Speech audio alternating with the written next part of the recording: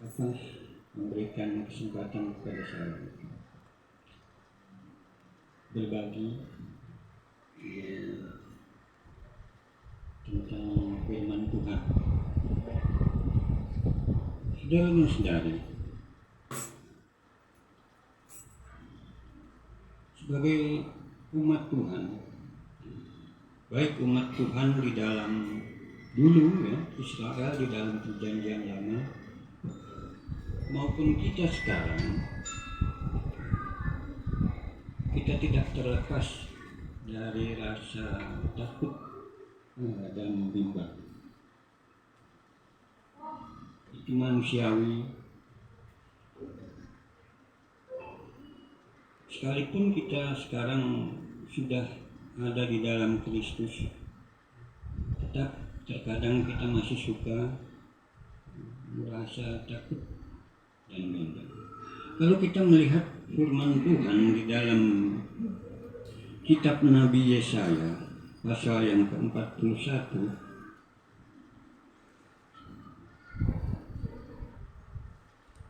di sini Tuhan ingin menegaskan tentang kehadirannya di antara umatnya, baik dulu di dalam perjanjian lama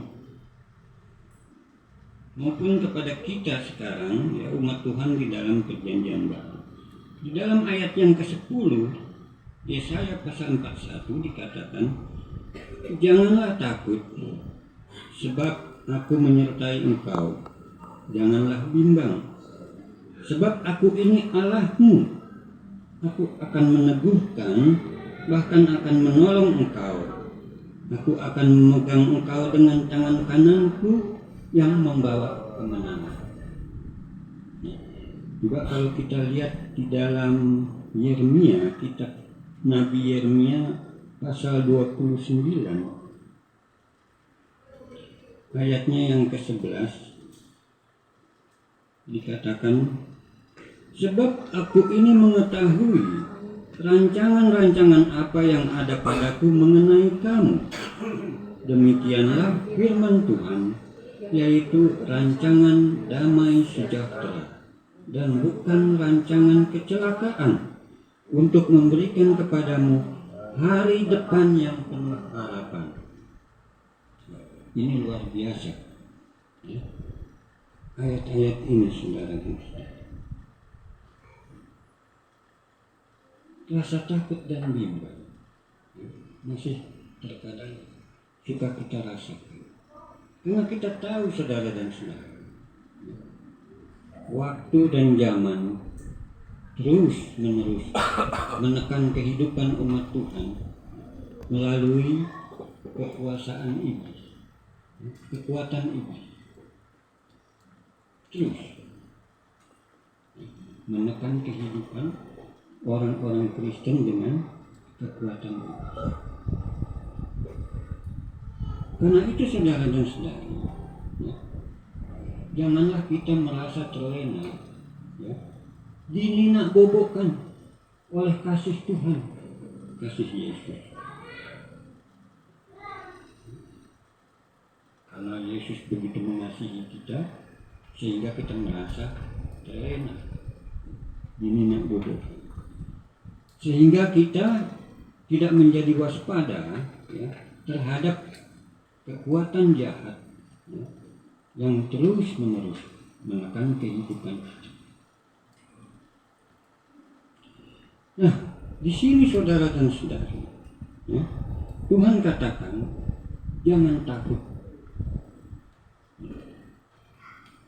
Karena apa? Tuhan Yesus di dalam Injil Matius pasal 20, Injil Matius pasal 28 ayat 20b mengatakan, "Dan ketahuilah bahwa aku menyertaimu senantiasa sampai kepada akhir zaman." Penyertaan Tuhan bagi kita diteguhkannya melalui kehadiran Roh Kudus yang tinggal diam di dalam hati kita. Dia meneguhkan kehadirannya, saudara, supaya kita tidak perlu lagi merasa takut, apalagi bimbang. Nah, penyertaan Tuhan nyata di dalam kehidupan kita, saudara. Pasti kita yang sudah lama di sini, cukup lama mengikut Kristus, ya, punya pengalaman hidup bersama Tuhan. Tadi contoh-contoh, ya, saudara kita yang sudah memberikan kesaksian, ya, itu betul, saudara dan saudara. Yesus membawa kita kepada damai sejahtera, ya, karena memang Allah merancang damai sejahtera bagi kita melalui Dia. Dia adalah damai sejahtera kita. Dan juga Allah yang akan memberikan kepada kita suatu kehidupan yang penuh dengan kemenangan dan juga penuh pengharapan. Saudara dan saudara, kita ini adalah orang-orang yang sudah menang. Lebih daripada sekedar orang-orang yang sudah menang. Kalau kita melihat surat 1 Yohanes pasal 5, ya, surat 1 Yohanes pasal 5,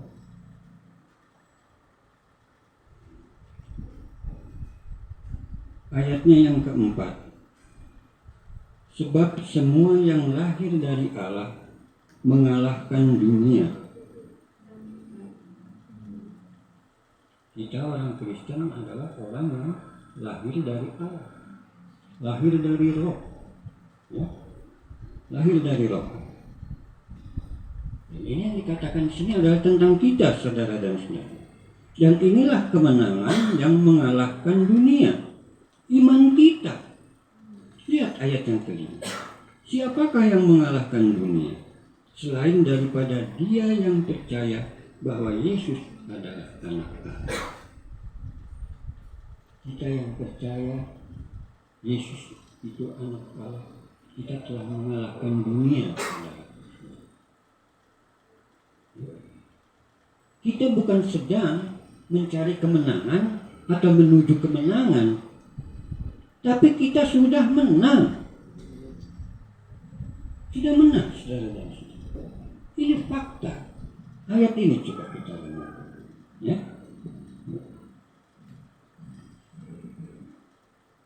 Dan inilah kemenangan yang mengalahkan dunia, iman kita. Oleh iman kita, saudara dan saudara, dunia ini tidak lagi bisa menjadikan kita serupa dengannya, ya, dengan cara hidupnya yang tidak menurut kehendak Allah. Semua yang ada di dalam dunia ini, tahu pasti saudara dan saudara, ya. Kalau kita melihat di dalam surat 1 Yohanes pasal 2, ayatnya yang ke-16. Sebab semua yang ada di dalam dunia, yaitu keinginan daging dan keinginan mata, serta keangkuhan hidup, bukanlah berasal dari Bapa, melainkan dari dunia. Ya. Dan dunia ini sedang lenyap dengan keinginannya, tetapi orang yang melakukan kehendak Allah tetap hidup selama-lamanya. Semua yang ada di dalam dunia ini adalah itu tadi, saudara dan saudara, ya. Cara hidup yang tidak menurut kehendak Allah, cara hidup yang cemara, ya. Kita dipanggil ini bukan untuk melakukan yang cemara, melakukan yang kudus, saudara dan saudara. Inilah yang kita kerjakan sekarang, ya, di dalam keselamatan kita, ya. Bagian kita sekarang yaitu pengudusan kita.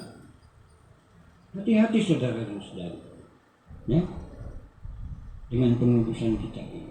Tuhan menghendaki, hendaklah kamu kudus di dalam seluruh hidupmu, jiwa, ya, roh dan tubuh kita harus kudus di hadapan Tuhan.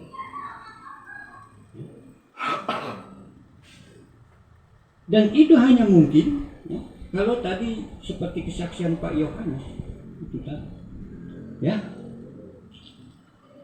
kalau kita menyangkal diri, bukan lagi aku yang hidup, ya, di dalam tubuh, namun aku hidup bukan lagi aku yang hidup, melainkan Kristus yang hidup.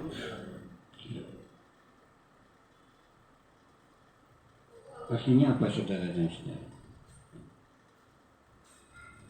Kalau kita menyatakan kuasa hidup Kristus di dalam tubuh kita yang fana ini, barulah, ya, kita namanya mengerjakan pengudusan kita. Memang itu tidak gampang, saudara dan saudara, menyatakan kuasa hidup Kristus, ya, di dalam kita. Tapi itulah, ya, itulah bagian dari pengudusan kita saat ini, ya. Oleh iman, Yesus dan firman-Nya telah melepaskan kita, ya, melepaskan kita dari kuasa daging, ya, dari kuasa daging, supaya keinginan daging, ya, keinginan daging yang merupakan sifat dosa kita, ya, itu bisa hilang, saudara dan saudara. Ya, kalau kita melihat surat Roma pasal 6,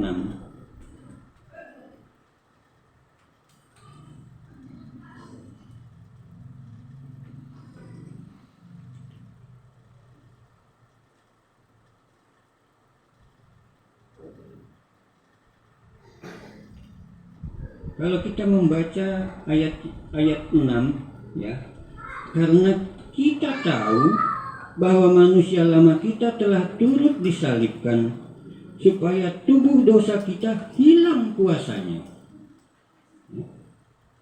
Hilang kuasanya, saudara dan saudara.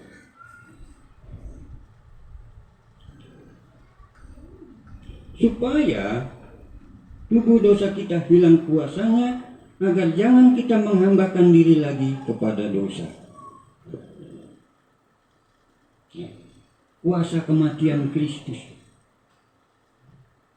Melalui kuasa kematian Kristus, saudara dan saudara, Yesus melepaskan kita dari kuasa daging, sehingga jiwa kita ini terbebas. Jiwa kita boleh bebas dari segala ikatan dunia ini. Ya. Dunia ini mengikat kita, ya, melalui daging kita, ya, dan di dalam tubuh daging kita itu ada kuasa dosa yang terus menerus bekerja.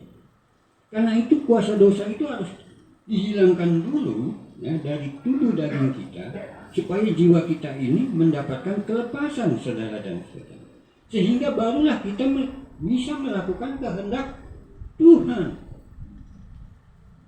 Ini melalui kuasa kematian Yesus. Ketika kita dipersatukan bersama Yesus, mati, ya, turut disalibkan bersama Yesus, ya, dan dikuburkan, ya, menjadi satu di dalam baptisan. Dan kemudian kita turut dibangkitkan, ya, berjalan di dalam hidup yang baru. Nah, saudara dan saudara, Yesus dan firman-Nya ini yang masih terus melepaskan kita, ya, dari pengaruh dunia ini. Masih terus, ya, supaya kita ini tetap menang, ya, tetap menang oleh iman kita. Kalau kita melihat, ya, di dalam surat Kolose, ya, kita harus melihatnya melalui firman Tuhan, saudara dan saudara. Ya.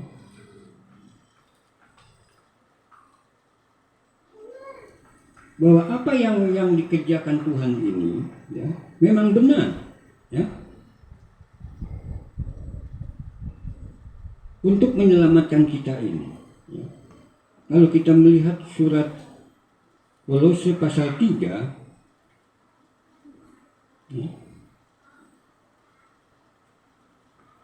karena itu, pasal 3 ayat 1, karena itu kalau kamu dibangkitkan bersama dengan Kristus, carilah perkara yang di atas, di mana Kristus ada, duduk di sebelah kanan Allah.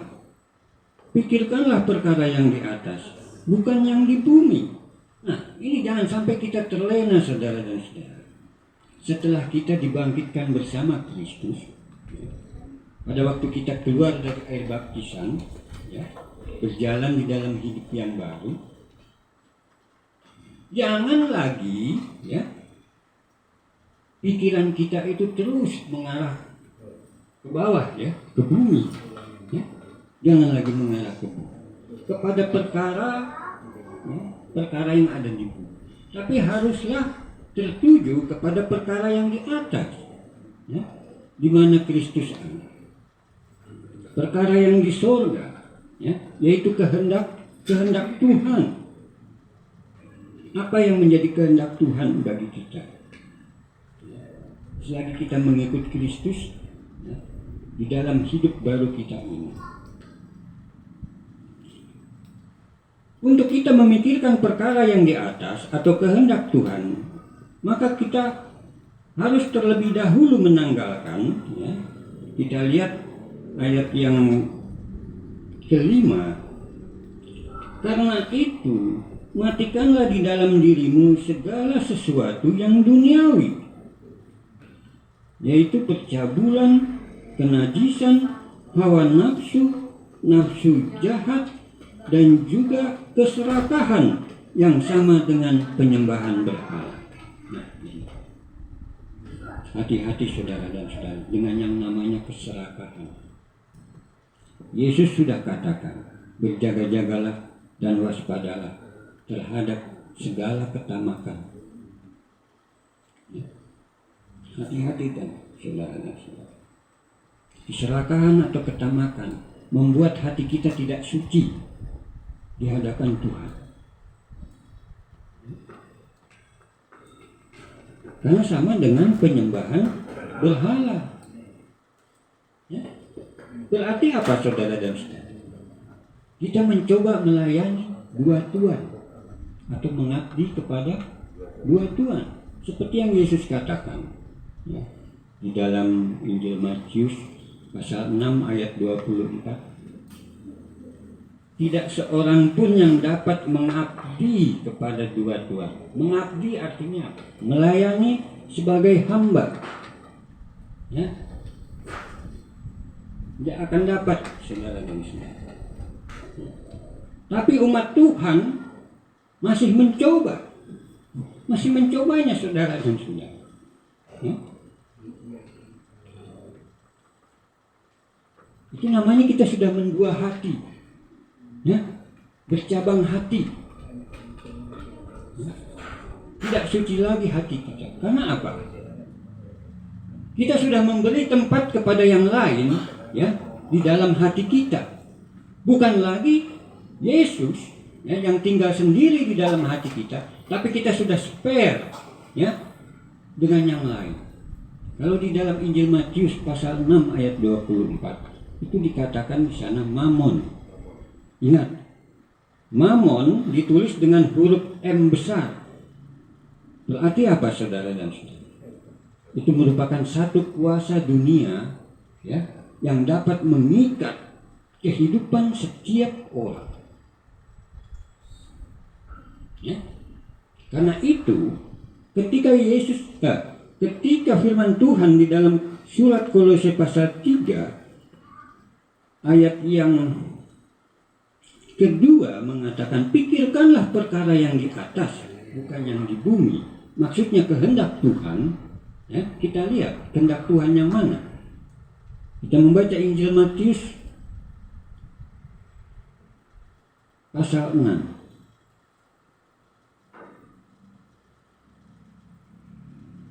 Ini cara Yesus ya melepaskan jiwa kita dari kuasa keterikatan kepada mamon, saudara dan saudara. Hati-hati ya, dengan yang namanya mamon itu. Ya, kekayaan duniawi ini, uang dan barang berharga, ya, itu bisa ya membelenggu hati kita, mengikat hati kita untuk tetap berada di alam fana ini, sehingga hati kita tidak bisa melekat kepada kerajaan Allah. Benar, saudara dan saudara. Aminkan setiap yang dikatakan Yesus. Itu kata ya yang mengandung kuasa, saudara dan saudara. Firman Allah membawa kuasa Allah, ya, kuasa untuk menyelamatkan jiwa kita. Kita tidak bisa bermain-main ya dalam kita mengikut Yesus. Tidak bisa setengah hati. Oh no way, saudara dan saudara. 95% aja ya itu kita nggak akan dikasih hak penuh untuk memasuki kerajaan kekal, ya, kerajaan Tuhan kita Yesus Kristus. 95%, barangkali 99% juga Tuhan nggak akan kasih. Nggak ada tawar menawar, saudara dan saudari, dengan Tuhan. Ya, karena apa? Tadi saya katakan, jangan kita merasa terlena oleh kasih Tuhan kita. Karena Tuhan kita juga itu adalah api yang menghanguskan, bisa menghanguskan kita, saudara dan saudara. Ya, kalau kita membaca mungkin di dalam kitab Imamat apa yang terjadi dengan Nadab dan Abihu, ya, anak Imam Harun. Mereka bermain-main ya di dalam ruang ruang Maha Kudus, ya, di dalam kemah pertemuan, kemah Tuhan. Tuhan katakan nyalakan ya pedupaan emas itu, ya, apinya itu diambil dari perbaraan, ya, dari mesbah itu ada perbaraannya, dinyalakan untuk menyalakan mesbah pedupaan emas. Ya, tapi firman Tuhan tidak didengarkan, ya. Dia mungkin menyalakan apinya dari sumber lain, ya, mungkin dari korek atau apa. Ya. Tiba-tiba ada api datang dari hadapan Tuhan menghanguskan mereka berdua. Itu kenapa dikatakan ya Tuhan itu adalah api yang menghanguskan. Nah, kita kembali ke Injil Matius, tadi Injil Matius pasal yang ke-6 ayat 24. Oh, maaf, bukan tentang itu. Ayat 19, ya, pasal 6 ayat 19. Janganlah kamu mengumpulkan harta di bumi. Di bumi gegat dan karat merusakkannya, dan pencuri membongkar serta mencurinya. Tetapi kumpulkanlah bagimu harta di surga. Di surga gegat dan karat ya, tidak merusaknya, dan pencuri tidak membongkar serta mencurinya. Ini ayat yang paling penting, ayat 21. Karena di mana hartamu berada, di situ juga hatimu berada. Pemazmur mengatakan ya di dalam pasal 62 ayat 11b, jika harta bertambah banyak, janganlah hatimu melekat kepadanya. Ya. Kalau hati kita sudah melekat, saudara dan saudara, susah, ya, susah untuk menyingkirkannya. Satu contoh, saudara dan saudara, ya, tentang cerita anak muda yang kaya. Ya, dia datang kepada Yesus, Tuhan, ya, apakah perbuatan baik yang harus saya lakukan, ya, supaya saya beroleh hidup? Maksudnya satu-satunya hidup yang kekal. Dan lakukanlah segala perintah Allah. Oh, semua itu sudah saya lakukan sejak saya muda. Bagus. Ya. Tapi ada satu hal lagi, tinggal satu hal, ya, untuk menyempurnakan kamu, ya, supaya kamu beroleh hidup. Pergilah, jualah segala milikmu, ya, dan bagikanlah kepada orang-orang miskin. Maka kamu akan beroleh harta di surga. Jadi dengan kita berbagi, ya, kepada sesama, khususnya yang membutuhkan. Di sana dikatakan orang-orang miskin. Itu berarti kita mengumpulkan harta di surga, saudara dan saudara. Tapi bagaimana reaksi dari anak muda yang kaya itu? Ia pergi dengan sedih, ya, dengan raut muka yang sedih, karena banyak hartanya, saudara dan saudara. Kenapa bisa begitu? Karena hatinya sudah melekat ke hartanya itu, ke mamon itu, ya kan? Iya. Barangkali Yesus tidak sungguh-sungguh, ya, untuk menjual seluruh hartanya itu. Ya, tentulah kita masih membutuhkannya, kan, di dunia ini. Tapi Yesus ingin menguji kesungguhan anak muda itu, keseriusannya. Benar nggak? Ya, memang dia, ya, ingin mendapatkan hidup yang kekal itu. Ya. Apalagi disuruh mengikut Yesus. Habis jual hartanya, suruh datang mengikut dia. Sedih, saudara dan saudara. Sehingga tidak salah kalau Yesus akhirnya mengatakan lebih mudah seekor unta masuk melalui lubang jarum daripada seorang kaya masuk ke dalam kerajaan Allah. Itulah kenapa, saudara dan saudara, di dalam ayat yang ke-19, ya, dan 20 ini, ya, Yesus menghendaki kita melakukannya. Bukan lagi saatnya kita mengumpulkan harta di bumi ini. Bumi bukan Firdaus, saudara dan saudara. Jangan coba-coba, ya, kita membangun Firdaus di bumi ini. Ya, mengikut Yesus itu bukan satu hal yang nyaman. Oh, kita mau sambil kita merasakan kenyamanan mengikuti. Oh, bukan, saudara dan saudari. 2 syarat harus kita ikuti, mutlak, tidak bisa tidak. Ini 100%, ya, menyangkal diri dan memikul salib. Kalau itu tidak, ya, itu tidak kita lakukan dengan sepenuh hati, ya, baiknya kita mundur, ambil langkah mundur. Tuhan, udah, saya nggak sanggup deh, ya, terus terang aja lebih baik. Ya. Jangan nantinya kita setengah hati mengikut Tuhan. Gak bisa begitu, saudara.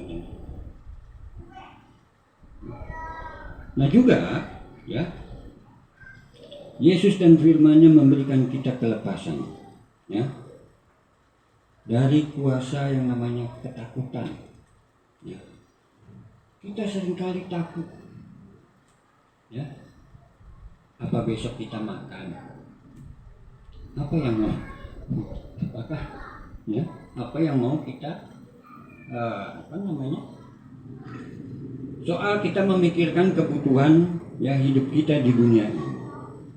Saudara dan saudara, Yesus katakan di dalam Injil Matius pasal 10 ayat yang ke-28, pasal 10 ayat yang ayat 29, ya, ayat 29. Ya. Bukankah burung pipit dijual 2 ekor seduit, namun seekor pun daripadanya tidak akan jatuh ke bumi di luar kehendak Bapakmu. Ya. Kita lihat ayat yang ke-31. Sebab itu janganlah kamu takut, karena kamu lebih berharga daripada banyak burung pipit. Burung pipit itu burung yang mungkin barang waktu itu paling murah. Sampai sekarang ya, harganya itu paling murah. Kita dapatkan 2 ekor seduit. Ya. Jadi nilainya nggak ada, saudara dan saudara. Itu Tuhan pelihara. Ya. Apa yang terjadi dengan burung itu, ya, itu atas sepengetahuan Bapa kita yang di surga. Ya, makhluk, ya, yang nggak ada nilainya aja, ya, Tuhan pelihara, saudara dan saudara. Ada penyertaan Tuhan. Apalagi kita, ya, apalagi kita yang sudah diberi hak, ya, sebagai anak-anak Allah, ya. Jangan kita takut, saudara dan saudara. Ya. Selagi kita masih punya kemauan, ya, untuk melakukan pekerjaan baik, nah, seperti tadi siapa Bapak itu memberikan kesaksian, melakukan pekerjaan baik, ya. Bukan hanya pekerjaan berbuat kebaikan, ya, tapi pekerjaan baik ini kaitannya dengan mencukupi, ya, mencukupi hidup kita, ya, di dunia ini. Yang dulunya pencuri jangan lagi mencuri, ya, tapi melakukan pekerjaan tangan yang baik, ya, supaya ia dapat mencukupi kebutuhan hidupnya dan juga dapat berbagi kepada orang yang kekurangan, saudara dan saudara. Kemenangan kita oleh iman ini, ya, melalui firman Tuhan itu, ya. Karena melalui firman Tuhan itu, ya, kita diberi kelepasan dari kuasa-kuasa dunia yang saat ini masih mengikat kita. Masih banyak, saudara dan saudara. Ya, jangan heran, ya, kalau sampai sekarang, ya, kita itu dalam kita mengikut Kristus, kita makanya masih suka kesandung, ya. Sandung, barangkali juga ada yang sampai jatuh, ya. Tapi kan janji Tuhan apa? Kalau kita sungguh-sungguh tidak akan kita dibiarkannya sampai tergeletak, ya. Kesandung nggak apa-apa, kita bisa bangkit lagi, ya. Bangkit, berdiri dan berjalan lagi, saudara dan saudara. Langkah-langkah iman kita seperti itu. Terkadang kita masih suka kesandung karena kita masih hidup di dalam dunia ini, ya. Dengan banyak kuasanya yang terus, ya, menekan kita, ya, untuk mengikat kita lagi, ya. Nah, karena itu saudara dan saudari, tadi dikatakan bahwa iman kita itu mengalahkan dunia. Karena apa? Dunia tidak lagi bisa menjadikan kita ini, ya, serupa dengannya. Tidak bisa, ya. Asalkan kita tetap, ya, teguh dalam kita mengikut Kristus. Justru sebaliknya, saudara dan saudara, dan ini yang menjadikan sukacita kita itu besar. Ya. Kita bukan nantinya akan menjadi serupa dengan dunia, tetapi sebaliknya kita akan menjadi serupa dengan Kristus. Itulah kemuliaan kita nanti, ya, bentuk konkret dari kemuliaan kita. Kemuliaan kita yang sekarang seperti tadi Bapak Yohanes berikan kesaksian, ya. Kita menjadi seperti Kristus, ya. Karena Kristus hidup di dalam kita, ya. Dan tugas kita adalah menyatakan kuasa hidup Kristus yang ada di dalam kita, ya. Tadi seperti Ibu siapa tadi sampaikan, ya, bagaimana kita menyatakan kasih-Nya, ya, kebaikannya, itu kita menyatakan. Apalagi kita menyatakan sifat moralnya, ya, yang dinamakan buah Roh Kudus tinggal di dalam kita. maka Ia memberikan buahnya kepada kita. Ya, tugas kita adalah menumbuhkan dan mengembangkan buah roh supaya terlihat nyata, ya, di hadapan orang-orang dunia ini, ya, supaya mereka melihat kita harus menjadi garam dan terang dunia. Artinya kita harus menjadi pusat pengaruh dan kuasa rohani bagi orang-orang luar, supaya mereka bisa melihat Yesus, ya, melalui diri kita. Itulah yang dilakukan Rasul Paulus. Bagiku hidup adalah Kristus dan mati adalah keuntungan. Bagiku adalah hidup untuk menyatakan kuasa Yesus, ya, di dalam tubuh dia, ya, baik melalui hidupnya maupun matinya.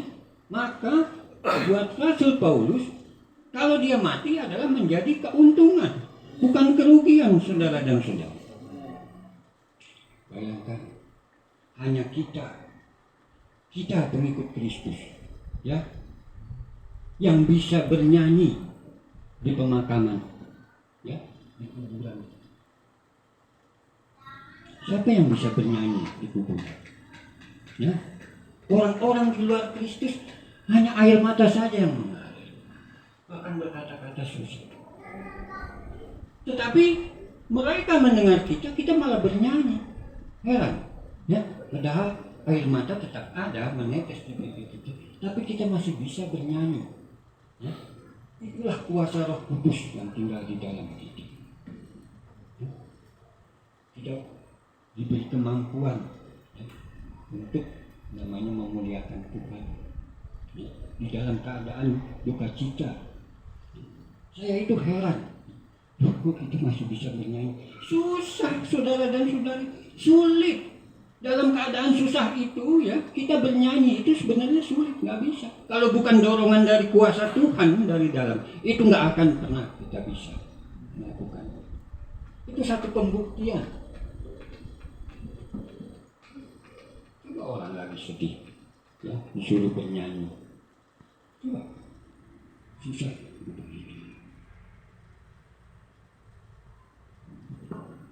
Ya tadi, ya, kesaksian kedua saudara kita tadi itu juga sudah merupakan satu penginjilan, ya.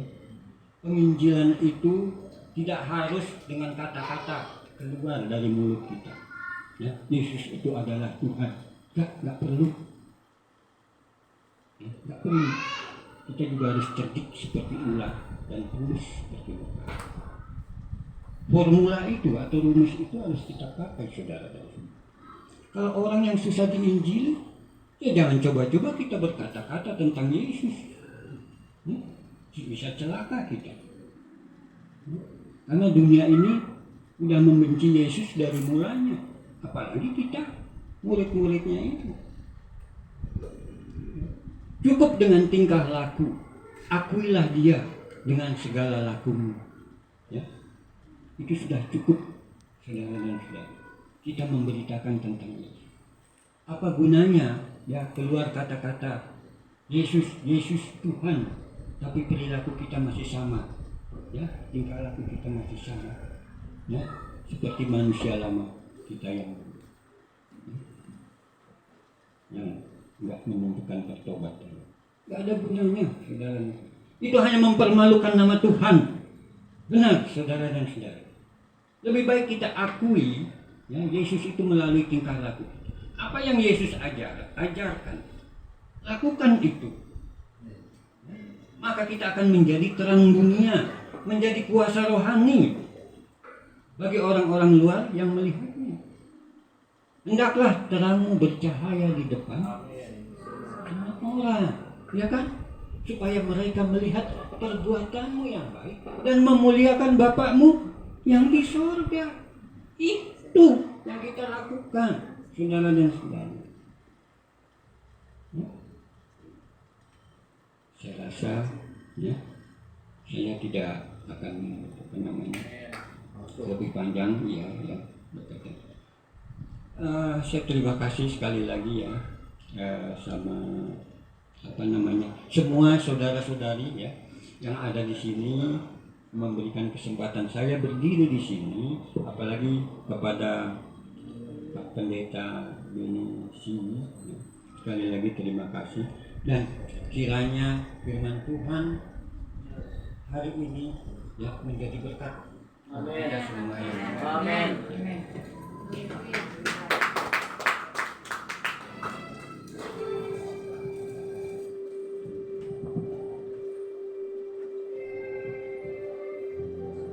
Tuhan